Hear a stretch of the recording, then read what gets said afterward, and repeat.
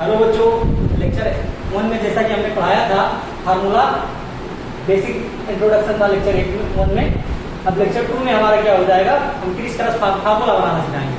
Chris cross method से और valency के माध्यम से एक केटायन और एनायन के बैलेंसी के माध्यम से फार्मूला बनाना सिखाएंगे। चलिए शुरू करते हैं, समय न बर्बाद करते हुए शुरू करते हैं। थोड़ा सा हम 5 मिनट का पहले रिवीजन दे देंगे जल्दी से, ताकि सारे बच्चे एकदम में आ जाए। पुराने लेक्चर में हमने पढ़ा मैटर के बारे में, मैटर का क्लासिफिकेशन पढ़ा, physical classification then chemical classification. आज के लेक्चर में हम लोग पढ़ेंगे क्रिस क्रॉस मेथड द्वारा फार्मूला बनाना और चार्ज बैलेंस द्वारा फार्मूला बनाना। चलिए देखते हैं, थोड़ा सा रिवीजन कर देंगे। देखो, जितने भी फर्स्ट ईयर के केटायन है उनमें +1 चार्ज पाया जाता है। उसमें कौन सा चार्ज पाया जाता है? इनकी वैलेंसी कभी नहीं चेंज होती है, इनकी वैलेंसी हमेशा सेम रहती है। सेकेंड ए में कौन सा चार्ज? सेकेंड ए में +2 चार्ज। ये जहां भी आएंगे इनका वैलेंसी हमेशा फिक्स रहेगा, +2 ही रहेगा, चेंज कभी नहीं होगा। और कुछ आयन ऐसे हैं उनका भी वैलेंसी हमेशा फिक्स रहता है, वो कभी भी चेंज नहीं होते। जैसे कि एल्यूमिनियम +3, ये कहीं भी आएगा एल्यूमिनियम +3 में ही एग्जिस्ट करेगा। जिंक +2, ये भी कहीं भी आएगा, जिंक +2 में ही रहेगा। Ag+1, Ag ऑल्दो Ag+2 में पाया जाता है, लेकिन Ag2 में मोस्टली ये स्टेबल होता है। और क्या, अमोनियम आयन, ये सब हम लेक्चर फर्स्ट में बता चुके थे, फिर जल्दी रिवीजन करते हैं। और क्या, ऐसे एलिमेंट जो 2 फॉर्म के रूप में एग्जिस्ट करते हैं, उनमें से जो वैलेंसी छोटा वाला ऑक्सीडेशन स्टेट वाला है उस पे अस लगाएंगे और बड़े वाले पे इक लगाएंगे। अस और इक, जैसे देखो छोटा चार्ज वाला है तो इसके लास्ट में क्या लगाएंगे बच्चों? अस। क्या हो जाएगा? फेरस। बड़ा वाला है, बड़ा वाला चार्ज है, ऑक्सीडेशन स्टेट है, तो इसके लास्ट में क्या लगाएंगे बच्चों? इक लगाएंगे। क्या लगाएंगे? इक लगाएंगे। कॉपर 2 फॉर्म में एग्जिस्ट करता है, +1 +2। छोटा वाले के लिए क्या लगाएंगे? क्यूप्रस, अस। बड़े वाले क्या लगाएंगे? क्यूप्रिक, इक लगाएंगे। इसी प्रकार लेड के लिए, लेड का अगर बड़ा वाला +2 में फॉर्म करता है और +4 में, छोटे वाले के लिए अस लगाएंगे, हो जाएगा प्लम्बस। और छोटे +4 वाले के लगाएंगे, बड़े वाले के लिए क्या हो जाएगा? प्लम्बिक हो जाएगा। क्या हो जाएगा? प्लम्बिक। प्लम्बस हो प्लम्बिक। आ जाइए मरकरी इधर देखते हैं। Mercury Hg2+2, mercury first. बच्चों, मरकरी हमेशा डायमर के रूप में एग्जिस्ट करता है, इसमें इंपॉर्टेंट हम बताए थे पहले ही, क्या डायमर के रूप में एग्जिस्ट करता है। क्या हो जाएगा? कम वाले के लिए मर्क्यूरस, ज्यादा वाले के लिए मर्क्यूरी। क्या हो जाएगा? मर्क्यूरी हो जाएगा। चलिए आगे बढ़ते हैं फटाफट। ये सब बता दे रहे हैं। ऐसे आयन जिनके नाम आइड पे समाप्त हो, क्या हो जाएगा? हाइड्राइड आयन, नाइट्राइड आयन, ये सब हम बता चुके थे। जल्दी जल्दी रिवीजन हो जाएगा। हाँ, ये देखो, जिसकी इलेक्ट्रोनेगेटिविटी ज्यादा होती है, अगर 2 एलिमेंट आपस में जुड़े हैं तो जिसकी इलेक्ट्रोनेगेटिविटी ज्यादा होती है उसके लास्ट में आइड लगाते हैं। क्या लगाते हैं? आइड। जैसे इसमें देखो OH2 ऑक्सीजन डाइक्लोराइड, तो इसमें क्या आइड किसके नीचे लगेगा? अरे लास्ट में किसके लगेगा? फ्लोरीन के आगे। लास्ट में क्या हो जाएगा बच्चों? क्लोराइड हो जाएगा। डाई ऑक्साइड नहीं लिखेंगे, डाई क्लोरो ऑक्साइड नहीं लिखेंगे, क्योंकि आइड उसके लास्ट में लगता है जो मोस्ट इलेक्ट्रोनेगेटिव हो। और फ्लोरीन क्या बच्चों? मोस्ट इलेक्ट्रोनेगेटिव है। क्या हो जाएगा? ऑक्सीजन डाइक्लोराइड हो जाएगा। इसी प्रकार देखो, ऑक्सीजन और क्लोरीन में कौन मोस्ट इलेक्ट्रोनेगेटिव है? वो ऑक्सीजन है, तो ऑक्सीजन के लास्ट में क्या लगेगा बच्चों? आइड लगेगा, ना कि क्लोराइड वाला। क्लोराइड वाला क्या हो जाएगा? गलत हो जाएगा। इसी प्रकार के सारे आयन देखो, ये सारे आयन है, इनका सिंबल और इनका नाम जानना बहुत जरूरी है। अगर आपको केमिस्ट्री वास्तव में पढ़ना है तो इनका सिंबल और इनका नाम जानना बहुत जरूरी है। चलिए देखते हैं। जैसे कि ये कार्बोनेट आयन CO3-2 क्या होता है? कार्बोनेट आयन होता है। SO4-2 क्या होता है बच्चों? फास्फेट आयन होता है।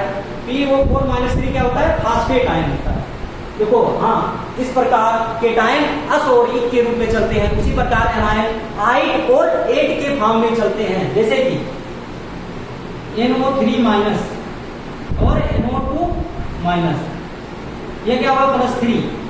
अभी क्या होगा? नाइट्रोजन पे +5 होगा। देखो, कम वाला चार्ज है, एनाइन वाला कम चार्ज है, तो इसके लास्ट में क्या लगाएंगे बच्चों? आइड लगाएंगे। लास्ट में क्या लगाएंगे? आइड। क्या हो जाएगा? नाइट्राइड। क्या हो जाएगा? Nitride ion. देखो, कम वाला है, +3 वाला है, लास्ट में क्या होता है? आइड लगा है। ये +5 वाला ज्यादा वाला है, तो इसके लास्ट में क्या लगाएंगे बच्चों? 8 लगाएंगे। क्या लगाएंगे? 8 लगाएंगे। आइए देखते हैं।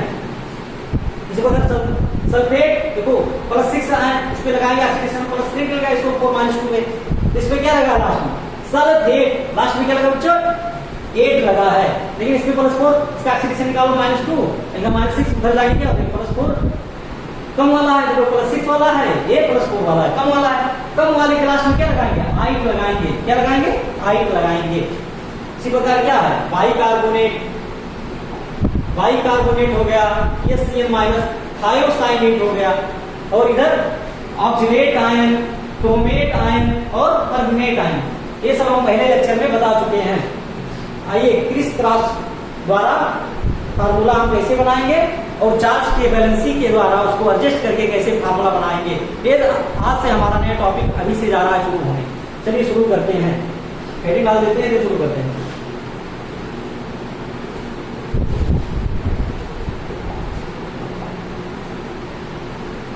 इसको हटा देते हैं, हेडिंग डालेंगे इसके बाद दूसरा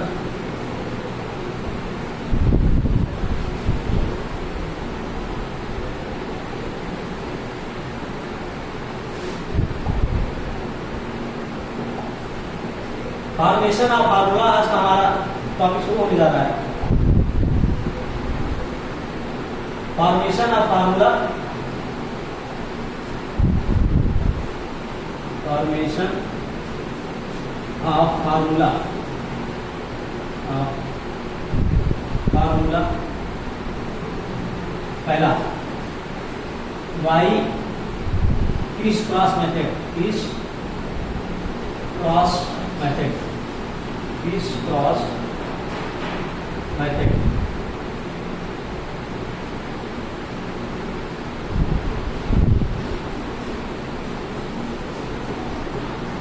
क्रिस क्रॉस मेथड पहले क्रिस क्रॉस पढ़ेंगे, देन पढ़ेंगे चार्ज बैलेंस द्वारा, चार्ज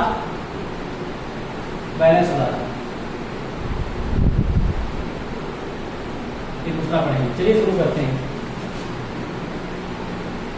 चलिए शुरू करते हैं फटाफट।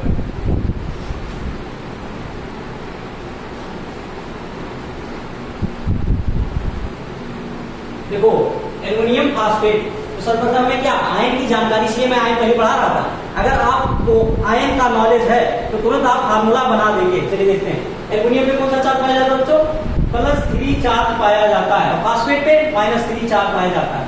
तो इसका चार्ज इसका संख्या बनेगा, इसका चार्ज इसका संख्या बनेगा, और इसका चार्ज इसका संख्या बनेगा, दोनों मिलकर क्या बनाएंगे Al3, इसका चार्ज इसका संख्या बना प्लस PO4 3, देखो 3 दोनों में है तो इसे कॉमन ले लेंगे।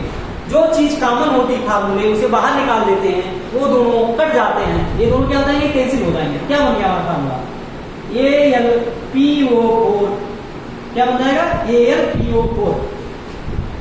हम एक एग्जांपल द्वारा आपको समझाना चाहेंगे, एक एग्जांपल से हम आपको समझाना चाहेंगे। चलिए देखते हैं,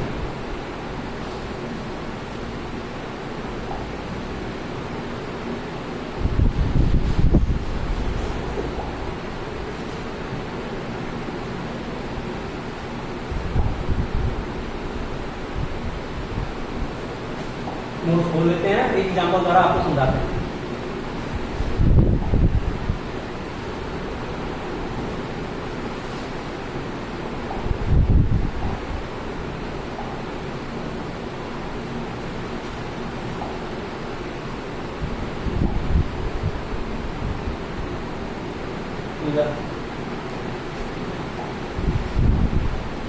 हाँ आ गया, कहाँ पहुंचे थे बच्चों,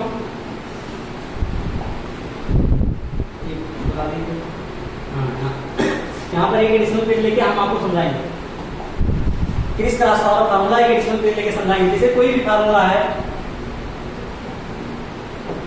कोई फार्मूला है ए पे +m चार्ज और बी पे -n चार्ज, तो इसका चार्ज जो है क्रिस क्रॉस करोगे आप, क्रिस क्रॉस करोगे आप, तो इसका चार्ज इसका नंबर बन जाएगा और इसका चार्ज इसका चार्ज बन जाएगा, किसका नंबर बन जाएगा ए का, यानी का ए वाले का चार्ज बी का नंबर बन जाएगा और बी वाले का चार्ज इसका नंबर बन जाएगा, ए वाले का चार्ज बन जाएगा। तो इसका मतलब बच्चे क्या हो जाएगा, ये इसका चार्ज इसका नंबर लिख देंगे और इसका चार्ज इसका नंबर लिख देंगे, बी पे उसका नंबरियन हो जाएगा।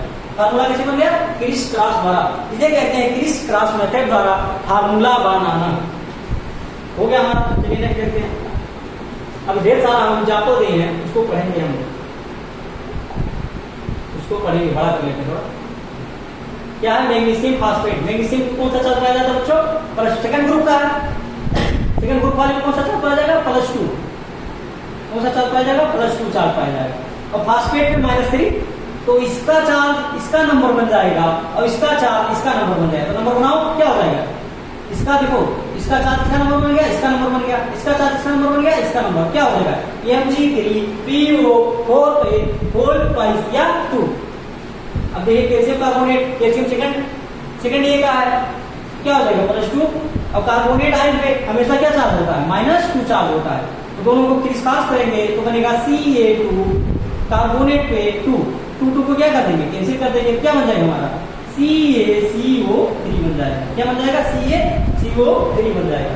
इसी प्रकार जिंक का हम बता रहे हैं, जिंक पे +2 हमेशा पाया जाता है। ये हम लोग कहाँ पढ़ेंगे बच्चों? डी ब्लॉक में पढ़ेंगे। अब क्या है? फास्फाइड पे क्या होता है? P3 - 4। तो इसका चार्ज किसका संख्या बनाओगे? जिंक का संख्या बनाओगे या जिंक का नंबर बनाओगे, और जिंक का चार्ज फास्फाइड का संख्या बनाओगे, क्या हो जाएगा? क्या हो जाएगा? इसका संख्या बनाओ, क्या हो गया? 3 इधर आ गया, 3 इधर आ गया और 2 इधर आ गया। क्या बन जाएगा? जिंक फास्फाइड बन जाएगा। जिंक फास्फाइड बन जाएगा। आ जाओ फेरिक आयोसाइनेट। फेरिक पे कितना चार्ज पाया जाता है बच्चों? +3 चार्ज पाया जाता है। साइनाइड पे कितना चार्ज पाया जाता है? -1। क्या हो जाएगा? ये BaCl का होल ट्वाइस। देखो इसका चार्ज, ये वाला चार्ज उठकर यहाँ लग जाएगा, आगे वाला चार्ज उठ के यहाँ लग जाएगा। अब चाहे वो लिखो या ना लिखो, जनरली हम उनको नहीं लिखते हैं, जनरली हम उनको नहीं लिखते हैं। हो गया।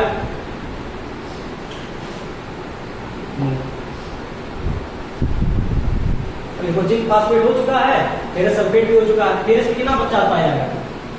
फेरस आयन में +2 चार्ज पाया जाता है और सल्फेट में -2 चार्ज पाया जाता है। इसका क्रिस क्रॉस करो, क्या हो जाएगा? ये FeSO4 का होल ट्वाइस। इसका चार्ज यहाँ 2 लग जाएगा, SO4 का चार्ज यहाँ 2 लग जाएगा, 2 से 2 कैंसिल हो जाएगा। क्या बनाना? FeSO4 बन जाएगा। क्या बन जाएगा? FeSO4। जिंक फास्फेट का हम लोग बता चुके पहले से हम। फेरस सल्फेट, इसको तोड़ना कैसे बच्चों? तोड़ना कैसे है?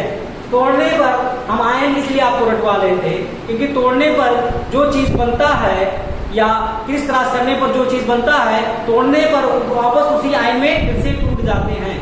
मतलब किसी का क्रिस क्रॉस करा के जो फार्मूला बनाओगे और उसको तोड़ोगे तो उसी आयन में वो टूट जाएंगे। देखो जैसे Fe पे हम लोग जानते हैं +2 चार्ज पाया जाता है, +3। और सल्फेट में -2 चार्ज पाया जाता है बच्चों। क्या बना हमारे? FeSO4 2 कैसे हटाओ? बना होगा जब -2 इस पे पाया जाएगा और +2 इस पे पाया जाएगा, दोनों कट करके क्या बना जाएंगे? ये Fe कट करके FeSO4 बने होंगे। तो किसमें किसमें टूटेंगे? Fe +2 में टूटेगा, SO4 -2 में टूटेगा। Ai + P मतलब दोनों का नंबर सेम होगा। हम लोग जानते हैं एल्यूमिनियम पे +3 चार्ज पाया जाता है, तो सामने वाले पे -3 पाया गया होगा, तभी तो दोनों Al बने होंगे, तभी तो न्यूट्रल होंगे तभी तो भाई। जितना चार्ज इस पे रखोगे, जानते हैं कंपाउंड आर न्यूट्रल, कंपाउंड क्या होते हैं? न्यूट्रल होते हैं। तो जितना केटायन का चार्ज रहेगा उतना एनायन का चार्ज रहेगा। बाकी बात खत्म। अब देख लो ये कैसे बने होंगे। ये जो संख्या है, ये संख्या है फेरस का, इसका चार्ज रहा होगा भाई। अब इसका संख्या किसका चार्ज रहेगा? +3 वाले का चार्ज रहेगा। संख्या इसका चार्ज रहा होगा, इसका संख्या इसका चार्ज रहा होगा। तो टूट के क्या बनाएंगे? ये P +3 SO4 -2 बनाए होंगे। ये हमारा हो गया जिंक फास्फाइड। हम लोग बता दिए थे, पहले से बना दिए थे। चलिए नेक्स्ट पेज देखते हैं।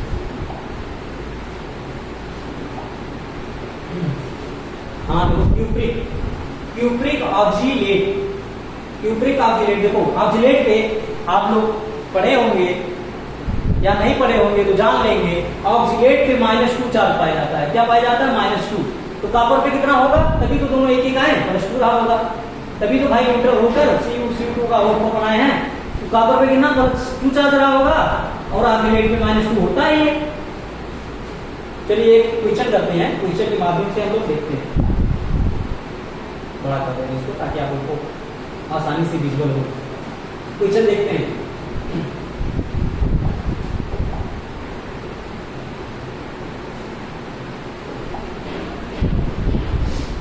फार्मूला ऑफ ये मेटल कार्बोनेट इज MCO3।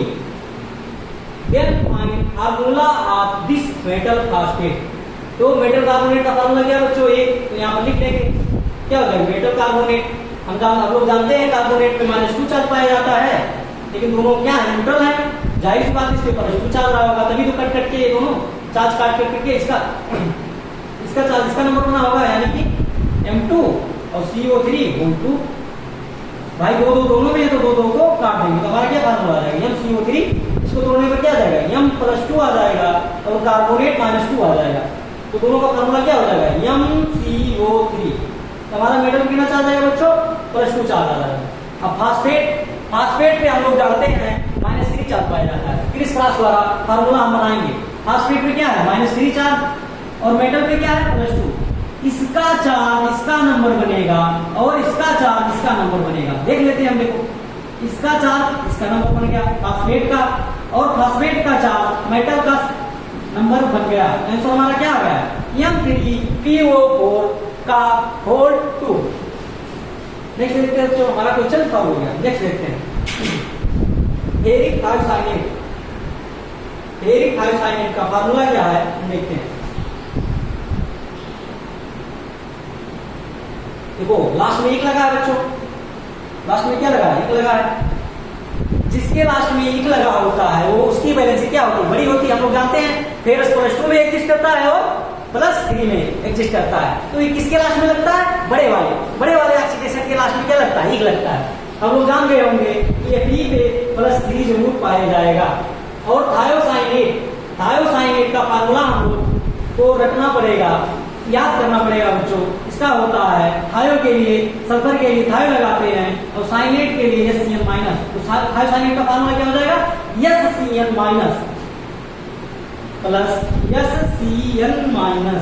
और हम लोग अच्छे से जानते हैं इसका चार्ज इसका नंबर बनेगा और इसका चार्ज इसका नंबर बनेगा। फार्मूला बनाओ तो जल्दी से क्या बन जाएगा FeSCN का होल थ्राइस बन जाएगा। FeSCN का होल थ्राइस बन जाएगा। नेक्स्ट देखते हैं बच्चों, वो हमें नहीं पढ़ना भी, ये हम लोग पढ़ेंगे ECS में। जब इलेक्ट्रोनेगेटिव पढ़ेंगे तो ये ECS इलेक्ट्रोकेमिकल सीरीज में ये सारी चीजें हम पढ़ेंगे। आइए नेक्स्ट देखते हैं। अब देखो कंबंशन ऑफ ये हाइड्रोकार्बन, ये हमारा कहाँ काम आएगा? ये हमारा ऑर्गेनिक में काम आएगा, ये हमारा इनऑर्गेनिक में काम आएगा। मतलब कंबंशन ऑफ हाइड्रोकार्बन हमेशा काम आएगा, पूरे केमिस्ट्री में कंबंशन ऑफ हाइड्रोकार्बन काम आएगा। चलिए देखते हैं कंबंशन का मतलब क्या होता है, उसे जलाना। भाई साहब हम जानते हैं किसी चीज को हम किसके परचेस में जलाते हैं बच्चे? तो बताओ तो ऑक्सीजन के परचेस में किसी चीज को जलाते हैं। बर्निंग का हिंदी क्या होता है? जलाना, या उसे क्या कहते हैं ऑक्सीजन रिएक्शन। क्या रहेगा बच्चों? रिएक्शन विद O2, या वर्तमान लिखकर कहीं ईयर लिखता है। ईयर में क्या होता है बच्चों? नाइट्रोजन होता है, ऑक्सीजन होता है, CO2 होता है। तो ईयर भी लिख देंगे तो चलेगा। लेकिन क्या किसी चीज का कंबंशन मतलब क्या? उसे ऑक्सीजन से रिएक्शन करा रहे हैं, उसे ऑक्सीजन से रिएक्शन कराते हैं। चलिए इसका जो जनरल फार्मूला होता है उसको देखते हैं। जनरल फार्मूला क्या होता है? कोई हाइड्रोकार्बन है, कोई अननोन, जब ये ना संख्या लिखा है तो इसे कहते हैं अननोन हाइड्रोकार्बन। अननोन हाइड्रोकार्बन कहते हैं। अननोन हाइड्रोकार्बन क्या होता है बच्चों? माना कि CXHY है, ऑक्सीजन की हमें जरूरत क्या पड़ेगी? X + Y/4O2। तो ये लोग हम बताएंगे, देखो बताते हैं क्या है। किसी चीज को जलाने का जो तरीका होता है हम उसे बताएंगे क्या होता है। जितना नंबर क्या रहता है कार्बन, उतने नंबर या उतने मोल का हम क्या निकालेंगे? जितना मोल कार्बन का रहता है उतने मोल हम क्या निकाल देंगे? CO2 निकाल देंगे। उतने मोल क्या निकाल देंगे? CO2 निकाल देंगे। और जितना मोल हाइड्रोजन रहता है उसका आधा पानी निकालेंगे। क्या कहा मैंने बच्चों? जितना मोल कार्बन रहेगा उतने मोल हम क्या निकालेंगे? CO2 निकालेंगे, CO2 गैस निकालेंगे। और जितना मोल हाइड्रोजन रहेगा उसका जस्ट आधा क्या निकालोगे, वाटर निकालोगे। चलिए मैं एग्जाम्पल के माध्यम से आपको दिखाता हूँ, एग्जाम्पल के माध्यम से दिखाता हूँ। जैसे कोई हाइड्रोकार्बन हमारा है C3H8, क्या है हमारा, प्रोपेन है। क्या है, प्रोपेन। क्या है हमारा बच्चों, प्रोपेन है। इसको जलाएंगे किसके, ऑक्सीजन के प्रेजेंस में जलाएंगे। तो हमने क्या कहा बच्चों, गिब्स आउट में क्या बनेगा, जितना मोल क्या है हमारा कार्बन है और जितना मोल हाइड्रोजन है। तो हमने क्या कहा, हमने कहा था जितना मोल कार्बन रहेगा उतना ही मोल हमारा CO2 गैस निकलेगी, CO2 गैस निकलेगी। और जितना मोल हमारा क्या रहेगा, हाइड्रोजन रहेगा, उसका जस्ट हाफ। कितना मोल है हाइड्रोजन, 8 मोल है, तो उसका जस्ट हाफ क्या हो जाएगा बच्चों, 4 हो जाएगा। तो 4 मोल वाटर हमारा निकलेगा, क्या बनेगा। बैलेंस कर लेते हैं, उधर 3 कार्बन, उधर 3 कार्बन। हाइड्रोजन कितना, 4 दूनी 8, कितना हो गया 8, 8 इधर, 4 दूनी 8 इधर हो गया। तो ऑक्सीजन भी लेते, ऑक्सीजन कितना मोल है, 2 इधर है, 2 3 6 और 4 10 मोल है। 10 के ना 2 मोल इधर पहले से है, तो 5 का गुणा करके 5 में 10। तो हमारा क्या हो गया, हमारा इक्वेशन क्या हो गया, बैलेंस हो गया। चलिए अगला एग्जांपल देखते हैं, बड़ा सा। जैसे C6H14 प्लस उसको क्या करता है, कंबशन कराना है। कंबशन मतलब ऑक्सीजन से रिएक्शन कराना है। चलिए करा के देख लेते हैं बच्चों। जितना मोल क्या है कार्बन है उतना मोल क्या निकलेगा, CO2 निकलेगा। तो 6CO2 प्लस जितना मोल क्या है हमारा हाइड्रोजन है उतना मोल हमारा क्या निकलेगा, वाटर निकलेगा। उतना उसका आधा फर्ज। जितना मोल क्या है हमारा हाइड्रोजन है उसका जस्ट हाफ, हमने क्या कहा था, उसका जस्ट हाफ, यानी कि 7 मोल ऑफ वाटर निकलेगा। अब देखो कार्बन का संख्या क्या हो गया, बैलेंस हो गया, और हाइड्रोजन का संख्या बैलेंस हो गया। 7 दूनी 14 उधर है, 14 इधर है।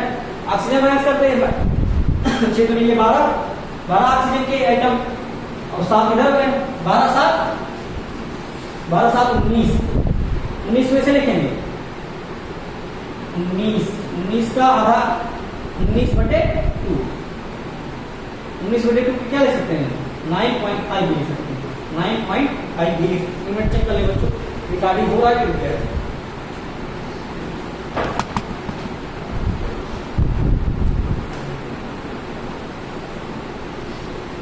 तो रिकॉर्डिंग पता लगे, मेहनत भी कर लेना और भी।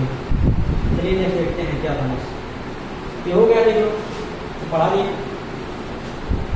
चलो बेंजीन का भी कंबशन करा के देख लेते हैं। बेंजीन क्या होता है, C6H6, इसका भी कंबशन करा के देख लेते हैं। C6H6 प्लस कंबशन मतलब से रिएक्शन गिब्स आउट में जितना मोल क्या है कार्बन के हैं उतने मोल क्या निकलेंगे, CO2 निकलेंगे। और जितने मोल हाइड्रोजन के हैं उसका जस्ट हाफ, हमने क्या कहा था, उसका जस्ट हाफ कितना होगा, 3 मोल ऑफ H2। बाकी सब बैलेंस, कार्बन 6 हाइड्रोजन 6 3 मोल 6। ऑक्सीजन देख लेते बच्चों, 6 दूनी 12 और 3 15 मोल या 15 आइटम ऑक्सीजन के रहेंगे तो क्या हो जाएगा, 15/2 215 आ गया। नेक्स्ट देखते हैं बच्चों।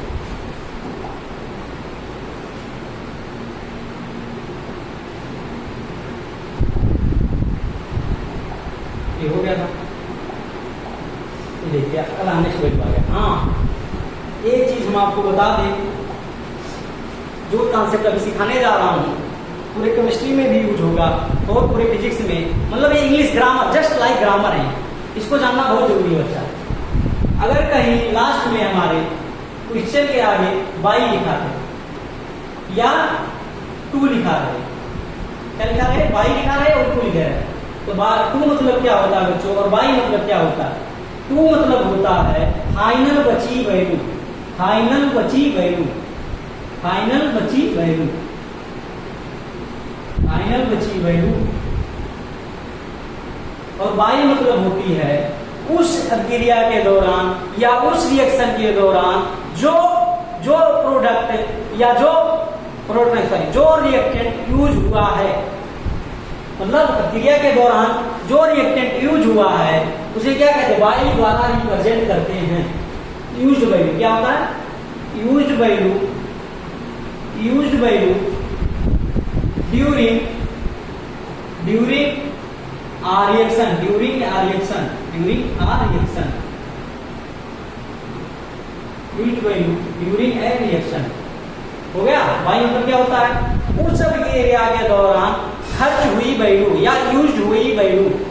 और टू मतलब क्या होता है, फाइनल बची हुई वैल्यू, मतलब जितना यूज हो गया उसको छोड़ो, जो हमारा फाइनल बच गया, जो हमारा फाइनल प्रोडक्ट बच गया, वो बची हुई वैल्यू को हम टू द्वारा रिप्रेजेंट करते हैं। चलिए इस पर एक एप्लीकेशन करते हैं, एक फार्मूला हम लोग सीखते हैं। लिखते हैं बच्चों फार्मूला, देखो लिखा है टू मतलब फाइनल वैल्यू, फाइनल बची वैल्यू, यहाँ का लिखो बची, फाइनल बची वैल्यू। अब आई मतलब रास्ते में खर्च हुई वैल्यू, या ड्यूरिंग रिएक्शन, हम लिखा चुके ड्यूरिंग रिएक्शन कंज्यूम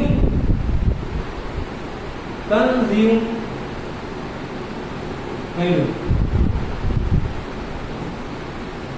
चलिए देखते हैं, देखो इसको जलाया गया है, क्या कार्बन कितना है, और कैसे पहचाने किसी चीज का कंबशन या जलाया गया। अगर किसी सबस्ट्रेट या किसी हाइड्रोकार्बन का रिएक्शन हम किससे कर दे, ऑक्सीजन से कर दे। देखो यहाँ उसका रिएक्शन किससे हो रहा है बच्चों, ऑक्सीजन से हो रहा है। कर लेते हैं, अगर किसी हाइड्रोकार्बन या किसी रिएक्टेंट का रिएक्शन किससे करा देते हैं, ऑक्सीजन, तो उसे कहते हैं कंबंशन। कितना होगा, हम करें कहा था किसी कंबंशन कराओगे तो क्या होगा बताओ जरा। जितना मोल कार्बन के रहेंगे उतना मोल आप CO2 निकाल दीजिए, और जितना मोल हाइड्रोजन के रहेंगे उसका जस्ट आधा क्या निकाल दो, वाटर निकाल दो। बाकी ऑक्सीजन को बैलेंस कर दो, 4 दूनी 8, 4 12, 6 से गुणा कर देंगे क्या हो, 6 दूनी 12। चलिए कुछ चीजें हम बता देंगे, इसे नोट पॉइंट, इसे क्या कहते हैं, इसे नोट करना जरूरी है। नोट पॉइंट बच्चों से याद करना है, क्या करना है, याद करना। देखो जीवन में या हमारे दैनिक जीवन में कुछ चीजें होती हैं जो कुछ चीजों के क्या कर लेती हैं, एब्जॉर्ब कर लेती हैं। इसी प्रकार केमिस्ट्री में कुछ केमिकल्स ऐसे होते हैं जो दूसरों केमिकल को क्या कर देते हैं, एब्जॉर्ब कर लेते हैं। तो उसी के माध्यम से हमारा रिएजेंट या लिमिटिंग रिएजेंट डिसाइड होता है। आगे हम पढ़ेंगे लिमिटिंग रिएजेंट। अगर कोई चीज ज्यादा है तो हम उसे क्या कर लेते हैं, एब्जॉर्ब कर लेते हैं। किसके माध्यम से, कुछ स्पेसिफिक केमिकल्स होते हैं, उसी के माध्यम से हम उसको क्या कर लेते हैं बच्चों, एब्जॉर्ब कर लेते हैं। आइए देखते हैं, अगर O2 कहिए, अगर ऑक्सीजन ज्यादा है किसी वातावरण में तो उसे क्या करेंगे, एब्जॉर्ब करना पड़ेगा भाई, उस वातावरण से निकालना पड़ेगा, उस रिएक्शन से निकाला। एक बीकर है, बीकर में कुछ ऑक्सीजन का लिमिटेड मात्रा चाहिए। अब उस लिमिटेड मात्रा को, मतलब ऑक्सीजन ज्यादा है, हमको क्या चाहिए, लिमिटेड चाहिए, उस बची हुई मात्रा या एक्सेस ऑक्सीजन को निकालेंगे। कैसे निकालेंगे, उससे किससे रिएक्शन, उसमें क्या डाल देंगे, उसमें डाल देंगे एल्कलाइन पैरागाइलोल, उसमें एल्कलाइन पैरागाइलोल डाल देंगे तो ऑक्सीजन से रिएक्शन कर लेगा और एक्सेस ऑक्सीजन को यो निकाल देगा। उसी प्रकार ओजोन है, ओजोन को निकालने के लिए क्या यूज करते हैं, टर्पेंटाइन, या ओजोन को एब्जॉर्ब करने के लिए हम क्या करते हैं, टर्पेंटाइन ऑयल या oil of cinnamon. Oil of cinnamon आप हाइड्रोकार्बन में जब आप पढ़ेंगे, हमारा एमिट पढ़ेंगे तो वहां आएगा क्या, ऑयल ऑफ सिनेमन आएगा। CO कौन एब्जॉर्ब करता है बच्चों, अमोनियम क्यूप्रस क्लोराइड।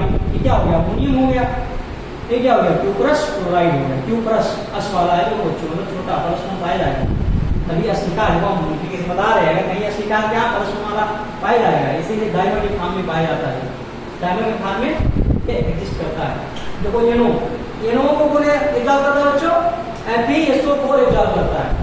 इसे क्या कहते हैं, नाइट्रिक ऑक्साइड। देखो ये कहा गया, हाँ यहाँ क्या होता है, Q होता है, N2 होता है, गैस, यहाँ प्लस कौन वाला है, इसे कहते हैं नाइट्रस ऑक्साइड। क्या कहते हैं, नाइट्रस ऑक्साइड, अस आ गया, nitrous oxide.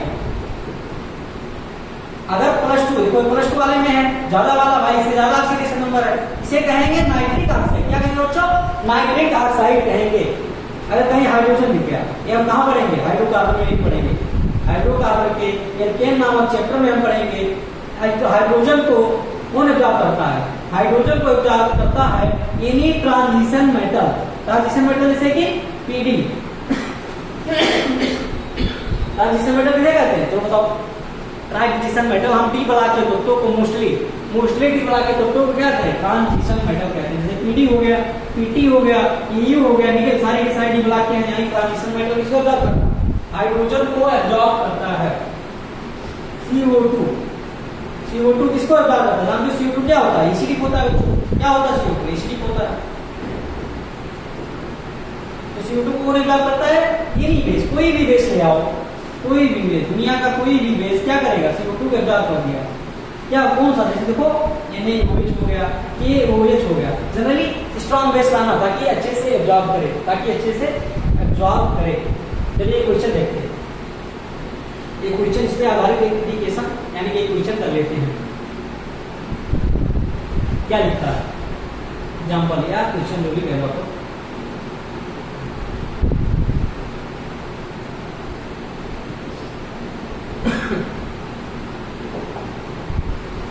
100 ml of mixture, 100 ml mixture of O2 and O3 is passed through alkaline paragonol।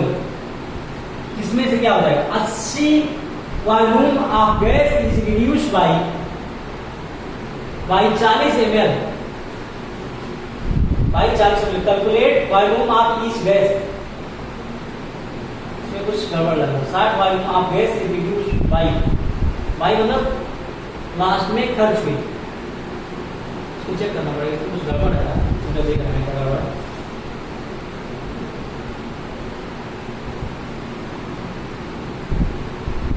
Volume of gas यहाँ दी रहेगा, क्या रहेगा बच्चों? दी रहेगा बी, यहाँ सी में क्या रहेगा बच्चों? डी रहेगा, डी, PHED।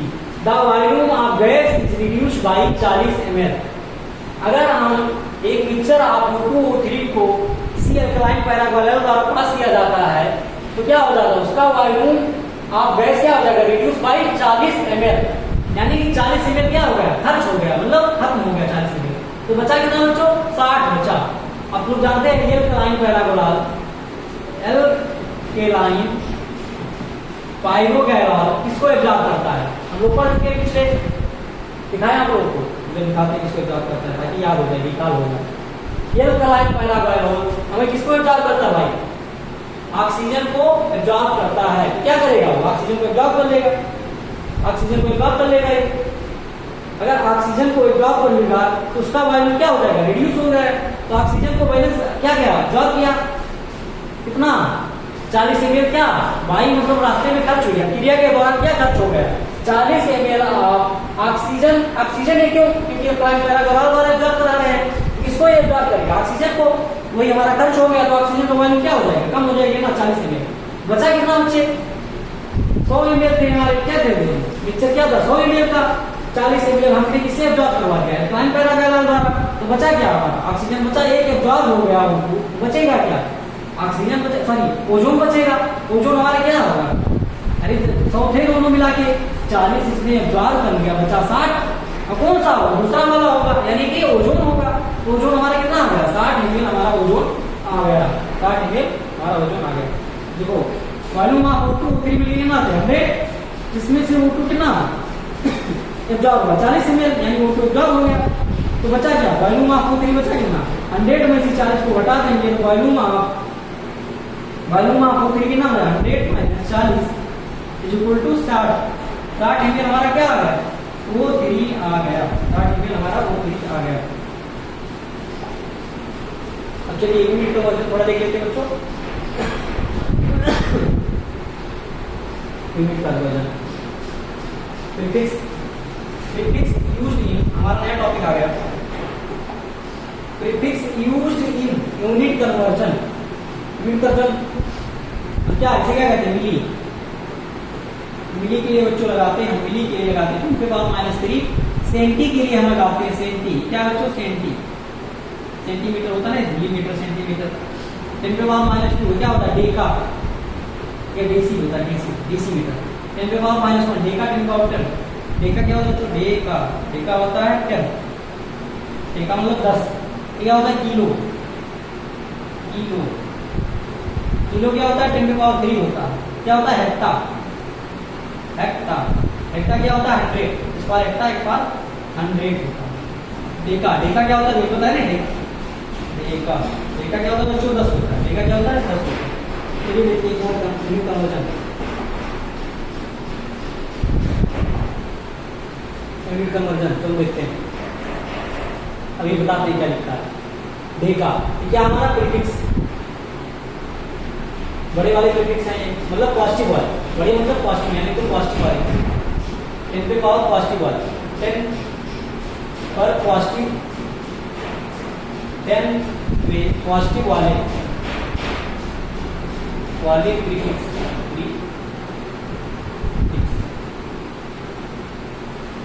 तो डेका, डेका माने क्या होता है बच्चों? इसका सिंबल कितना है? डीए। यह क्या होता है? 10 पे पावर 1 होता है, 10 पे पावर 1 होता है।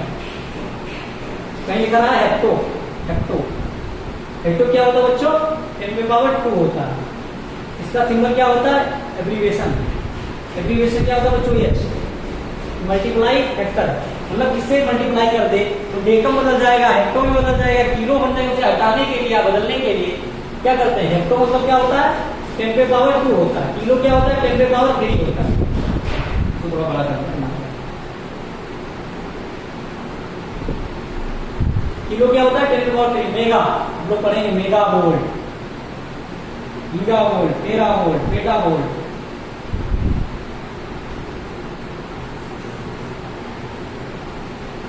हेक्टो क्या होता है बच्चों? 10 पे पावर 2 होता है। किलो क्या होता है? 10 पे पावर 3 होता है।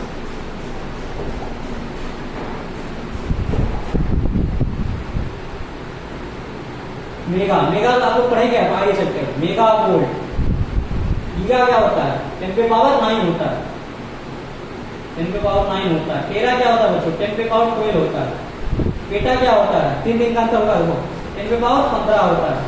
एक्सा क्या होता है? एक्सा, एक्सा हमारा होता है 10 पे पावर 15 दिन 18 हो जाएगा।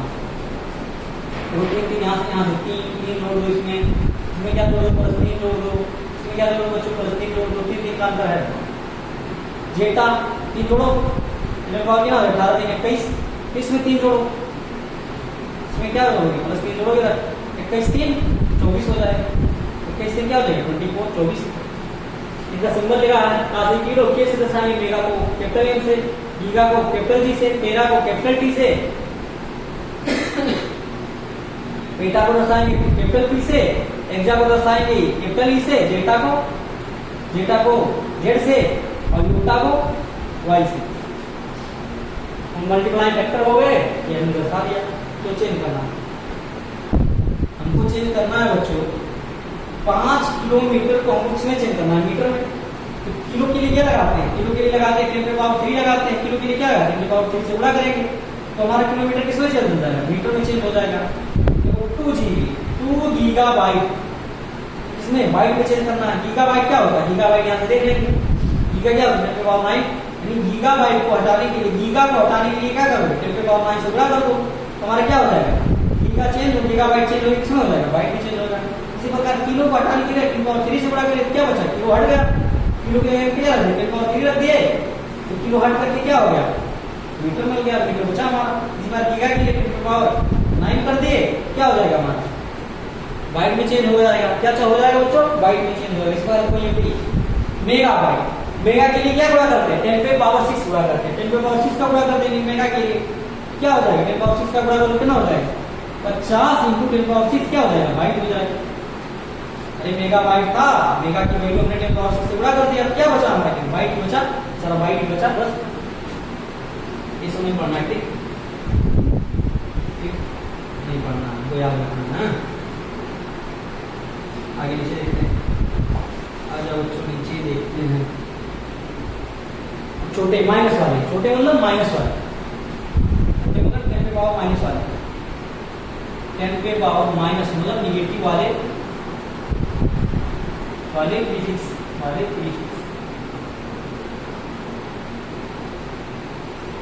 इनके पावर निगेटिव वाले क्या हो गए? हमारे प्रीफिक्स हो गए छोटे वाले, इसलिए नहीं कहते छोटे वाले। तो डीसी के लिए क्या करते हैं? डीसी 10 पे पावर -1 होता है। डीसी क्या होता है? 10 पे पावर -1 होता है। सेंटी क्या होता है बच्चों? ये चीज हम बोल के बताना, हम बता रहे हैं। स्टार्टिंग में क्या करेंगे बच्चों? एक कदम चलेंगे। देखो डेका 10 था, डेका क्या था? 10 था। 10 पावर 1 था, यानी 10 को क्या लिख सकते हैं 10 पावर 1, 10 पावर 2 गया, उसके बाद क्या गया 10 पावर 3। पहले क्या करेंगे स्टार्टिंग में, पहले क्या करेंगे 2 में एक कदम चलेंगे प्लस उसके बाद 3 कदम चलेंगे, उसके बाद क्या करेंगे बच्चों 3 जोड़ते जाएंगे। Deca hecto kilo, deca hecto kilo, mega giga tera, mega giga tera, peta exa zetta yotta, ऐसे 3 जोड़ेंगे। देखो यहाँ पहले क्या जोड़े, एक जोड़े, फिर एक जोड़े, फिर इधर क्या 3 जोड़ते चले जाएंगे।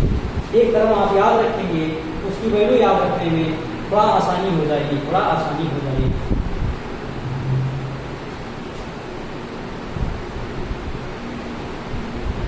जैसे कि ये होता है 10 की पावर -1, सेंटी को हम जानते बच्चों 10 की पावर -2 होता है। मिली क्या होता है 10 की पावर -3 हम लोग जानते हैं। माइक्रो क्या होता है, माइक्रो बहुत आएगा, इसमें माइक्रो बहुत आता है। नैनो, नैनो भी आएगा 10 की पावर -9 होता है, इसे याद कर लो। पिको क्या होता है 10 की पावर -12 होता है।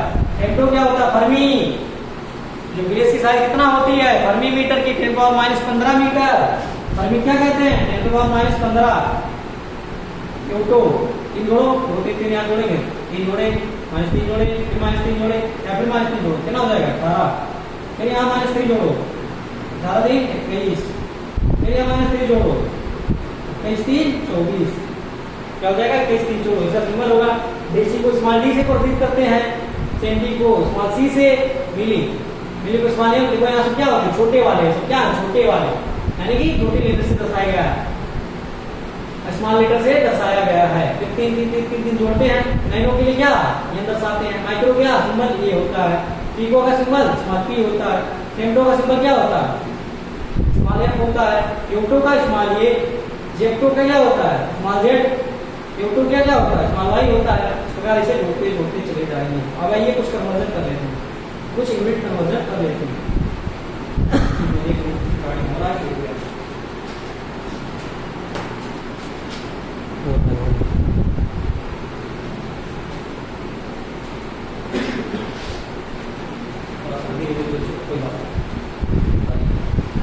फाइव 5.6 सेंटीमीटर क्या करेंगे सेंटी को हटाने के लिए, सेंटी को हटाने के लिए क्या करेंगे वहां ऊपर पर लिखे हैं, सेंटी को हटाने के लिए दिखाएंगे जो दिखाने के बताएंगे। तो सेंटी के हटाने के लिए क्या करेंगे, सेंटी को हटाने के लिए 10⁻² से गुणा कर देंगे। देखो क्या 5.6 सेंटीमीटर, सेंटी को हटाने के लिए क्या कर दिया 10 की पावर -2 हट गया, सेंटी बचा क्या मीटर, बचा क्या मीटर, सेंटी हट गया तो बचा क्या मीटर बचा। देखो नैनोमीटर है, नैनो को हटाने के लिए क्या करेंगे 10 की पावर -9 से गुणा कर देंगे, 10 की पावर -9 से गुणा कर देंगे तो नैनो हमारा हट गया तो बचा क्या बच्चों मीटर बचा, क्या बचा मीटर बचा। आइए नेक्स्ट देखते हैं, आइए नेक्स्ट देखते हैं। कुछ यूनिट कन्वर्जन हम कर लेते हैं, कुछ यूनिट कन्वर्जन हम कर लेते हैं। अब हमको क्या करना है क्वेश्चन करना है किस पे यूनिट कन्वर्जन पे, हमें ढेर सारे क्वेश्चन करते हैं। आइए फटाफट देखते हैं क्या करना है यहाँ पर 5 किलोमीटर टू नैनोमीटर। तो हमारा तरीका क्या होगा, किलोमीटर है तो किलो को हटाएंगे पहले मीटर में चले आएंगे, फिर मीटर से कहाँ मीटर से किसी और में जाएंगे। आइए देखते हैं नैनोमीटर में जाना है, क्या करेंगे 5 किलोमीटर टू नैनोमीटर। किलो को हटाने के लिए क्या करेंगे बच्चों सर्वप्रथम, किलो को हटाने के लिए 10 की पावर 3 लगाए, किलो को हटाने के लिए क्या किए 10 की पावर -3 लगाए, सॉरी 10 की पावर 3 लगाएंगे। किलो क्या होता है प्लस पॉजिटिव वाला होता है, 10 की पावर 3 लगाए किसमें चेंज हो गया मीटर। अब मीटर को नैनोमीटर में चेंज करने के लिए, मीटर को नैनोमीटर में चेंज करने के लिए +9 से मल्टीप्लाई कर देंगे, +9 से मल्टीप्लाई कर देंगे। या नैनोमीटर को मीटर में कैसे चेंज करते हैं बच्चों, उल्टा कर देंगे, यहाँ 10 की पावर -9 से चेंज कर देंगे, गुणा कर देंगे, 10 की पावर -9 चेंज हो जाएगा, क्या बचेगा 5 × 10 की पावर -3 मीटर बचेगा। फिर इसका उल्टा देखेंगे, आप मीटर को किसमें चेंज कर रहे हैं किलोमीटर में, क्या करेंगे हम इसका उल्टा, इसका जस्ट उल्टा 10 की पावर -3 से गुणा कर देंगे तो ये कैंसिल हो जाएगा, बचा क्या 5 किलोमीटर बचा, क्या बचा 5 किलोमीटर बचा। अब क्या चेंज करना हमको 2 माइक्रो, माइक्रो सिंबल होता है ध्यान रखेंगे, क्या होता है बच्चों माइक्रो का सिंबल होता है ध्यान रखेंगे। 2 माइक्रोग्राम को हमें चेंज करना है मिलीग्राम में, किसमें चेंज करना है मिलीग्राम में। तो क्या हो जाएगा पहले हम क्या करेंगे माइक्रो को हटाएंगे ग्राम में चेंज करेंगे। तो माइक्रो क्या होता है 10 की पावर -6 होता है, उसी से गुणा कर दो, माइक्रो बाय ग्राम बचा। तो 2 गुणे 10⁻6 क्या हो जाएगा ग्राम। उसके बाद क्या किसमें चेंज हो गया ग्राम में। अब ग्राम से हमें कहां जाना है मिलीग्राम में। मिली के लिए क्या लगाते हैं, मिली लाने के लिए क्या लगाते हैं 10⁻³ -3 क्या करते हैं मिली हटाने के लिए करते हैं, मिली लाने के लिए उसका उल्टा जस्ट हटाने के लिए 10⁻³ लगाते हैं मिली के लिए, लेकिन हटाना है तो उसका जस्ट उल्टा 10⁻, पॉजिटिव करने के लिए क्या हो जाएगा ग्राम से किसमें चेंज करना है मिलीग्राम। देखो मिली हटाने के क्या करते थे 10⁻³ रख देते थे, लेकिन लाने के लिए उसका जस्ट उल्टा 10⁻³ से गुणा कर देंगे, क्या हो जाएगा मिलीग्राम में चेंज हो जाएगा। ये क्या है 8 मेगाग्राम, क्या है 8 मेगाग्राम किसमें चेंज है पिकोग्राम में। क्या करेंगे मेगा को, मेगा से कहां जाएंगे पहले ग्राम में जाएंगे। मेगा क्या होता है 10⁻6 होता है। यहाँ पर देखो 10⁻6 चेंज गुणा कर दिए, क्या हो गया ग्राम हो गया। क्या हो गया बच्चों ग्राम हो गया। अब ग्राम से हम कहां जाएंगे पिकोग्राम। अगर पिकोग्राम हटाते तो क्या करते हैं 10⁻12 से गुणा करते हैं हटाने के लिए, लेकिन लाने के लिए क्या करेंगे पॉजिटिव से गुणा करेंगे। तो 10⁻12 से गुणा करने क्या हो जाएगा पिकोग्राम हो जाएगा। क्या हो जाएगा बच्चों पिकोग्राम। 8 × 10⁻6 गुणे 10⁻12 क्या हो जाएगा पिकोग्राम। अब बच्चों इसे उल्टा चलेंगे, हम हटाना है इसे, पिको को हटाने के लिए क्या करते हैं 10⁻12 कर देंगे। 10⁻12 से 12 खत्म, क्या बचा 8 × 10⁻6 ग्राम बचा। क्यों क्या बचा ग्राम बचा। चलिए देखते हैं अगला, ये हमारा यूनिट कन्वर्जन यहीं पर खत्म होता है। अगला टॉपिक हम देखते हैं। अगला टॉपिक हमें के लिए स्लाइड चेंज करना पड़ेगा। स्लाइड क्या करना पड़ेगा बच्चों चेंज करना पड़ेगा। दूसरा स्लाइड ले लेते हैं।